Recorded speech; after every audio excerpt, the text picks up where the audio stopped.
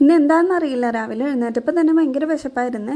വയറ്റിൽ നിന്ന് കുലുകുലു ശബ്ദമൊക്കെ വരാൻ തുടങ്ങി കേട്ടോ. അപ്പം ഞാൻ വേഗം തന്നെ ഒരു ഗ്ലാസ് ചായയും തിളപ്പിച്ച് പൊന്നുൻ്റെ കുറച്ച് ബിസ്ക്കറ്റ് ഉണ്ടായിരുന്നത് ചായയിൽ മുക്കി കഴിച്ചേട്ടാ. ഇന്നലെ രാത്രി ഉറങ്ങാൻ പോകുന്നതിന് മുന്നേ ഉണ്ണി പറഞ്ഞിട്ടുണ്ടായിരുന്നേട്ടാ അവന് പുട്ടും കടല എന്ന് രാവിലെ ഉണ്ടാക്കി കൊടുക്കണമെന്ന്. ഞാൻ കുറച്ച് കടലെടുത്ത് വെള്ളത്തിൽ ഇട്ടിട്ടുണ്ടായിരുന്നേ. അത് കഴുകി വാരി ഒരു കുക്കറിലേക്ക് ഇട്ട് കുറച്ച് സവാളയും ഉപ്പും കൂടി ഇട്ടിട്ട് ഞാനൊന്ന് വേവിച്ചെടുത്തിട്ടുണ്ട് കേട്ടോ. ഒരു ചെറിയ ചീനച്ചട്ടിയിൽ കുറച്ച് പെരിഞ്ചീരകവും കുരുമുളകും കൂടി ഒന്ന് ചൂടാക്കി എടുക്കുന്നുണ്ട്. ഒരു മിക്സിയുടെ ജാറിൽ കുറച്ച് തേങ്ങ ചിരവിയതും ഈ ചൂടാക്കിയ പെരിഞ്ചീരകവും കുരുമുളകും കൂടി ഇട്ടിട്ട് അതിൽ ഒരൽപ്പം മഞ്ഞൾപ്പൊടി, കുറച്ച് മുളക് പൊടി, 2 സ്പൂൺ മല്ലിപ്പൊടി, ഒരൽപ്പം ഗരം മസാലപ്പൊടി, ഇതെല്ലാം കൂടി ഇട്ട് ഞാൻ നല്ല പോലെ ഒന്ന് അരച്ചെടുക്കാൻ പോവാണ് കേട്ടോ. കടൽക്കറി തയ്യാറാക്കാനുള്ള കടായി ഞാൻ സ്റ്റൗവിലേക്ക് വെക്കുന്നുണ്ട് കേട്ടോ. കടായി ചൂടായി വന്നപ്പോൾ അതിലേക്ക് കുറച്ച് വെളിച്ചെണ്ണ ഒഴിച്ച് കടുക് പൊട്ടിച്ചെടുക്കുന്നുണ്ട് കേട്ടോ. ഒരു സവാളയുടെ പകുതി ഞാൻ കടലയിൽ അരിഞ്ഞിട്ട് വേവിച്ചിട്ടുണ്ടായിരുന്നു. ബാക്കി പകുതി ഞാൻ ചെറിയ കഷ്ണങ്ങളായി അരിഞ്ഞു വെച്ചിട്ടുണ്ട്. അരിഞ്ഞു വെച്ച സവാളയും ചതച്ചെടുത്ത ഇഞ്ചി വെളുത്തുള്ളി പേസ്റ്റും കൂടി ഇട്ട് നല്ല പോലെ ഒന്ന് വഴറ്റിയെടുക്കാം കേട്ടോ. അത് നല്ല പോലെ വാടി വന്നതിന് ശേഷം മിക്സിയിൽ അടിച്ചു വെച്ചിരുന്ന മസാലക്കൂട്ടും കൂടി ചേർത്ത് കുറച്ച് വെള്ളവും കൂടി ഒഴിച്ച് നല്ല പോലെ ഒന്ന് തിളപ്പിച്ചെടുക്കാണ്. മസാലയെല്ലാം നല്ല പോലെ തിളച്ച് കുറുകി വന്നതിന് ശേഷം കുക്കറിൽ വേവിച്ച് വെച്ചിരിക്കുന്ന കടലയും കൂടി ഇതിലേക്ക് ഇട്ട് കൊടുക്കണം കേട്ടോ. ഞാൻ ആദ്യമൊക്കെ കടലക്കറി വെക്കുമ്പോഴേ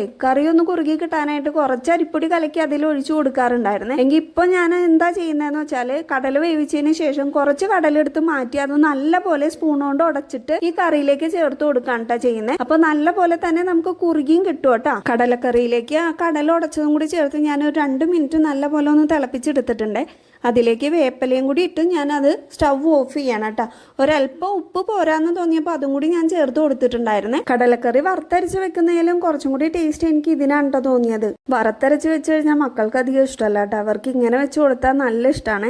കാരണം ഇതിൽ മസാല പാകത്തിനേ ഉള്ളൂ, നമുക്ക് ഒരുപാട് മസാല ഉള്ളതായിട്ടൊന്നും തോന്നില്ല കേട്ടോ. എൻ്റെ പുട്ടും കടലയൊക്കെ റെഡി ആയി കഴിഞ്ഞാട്ടോ. ഉണ്ണിയാണെങ്കിൽ കട്ട വെയിറ്റിങ്ങിലാണ് പുട്ടും കടലയും കഴിക്കാൻ വേണ്ടിയിട്ട്. അപ്പോൾ അവനുള്ള ഫുഡൊക്കെ എടുത്ത് ഞാൻ കൊടുക്കുന്നുണ്ട്. ഇനി ബാക്കിയുള്ളവർക്കും കൂടി കൊടുക്കട്ടെ കേട്ടോ.